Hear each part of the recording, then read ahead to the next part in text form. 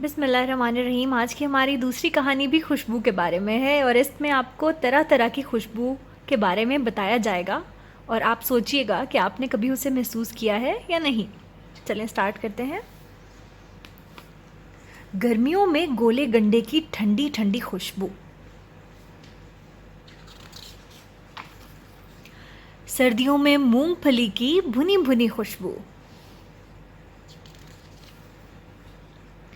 खुले समंदर में हवा की नमकीन सी खुशबू, सेहन में मिट्टी पर बारिश की सूंधी सूंधी खुशबू,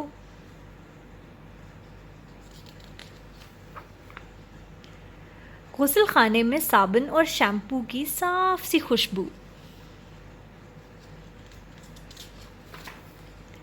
बावर्ची खाने में रोटी की गरम गरम खुशबू, कढ़ाई में तले हुए पकौड़ों की चटपटी सी खुशबू, बेकरी में केक और बिस्किट की ताज़ा ताज़ा खुशबू,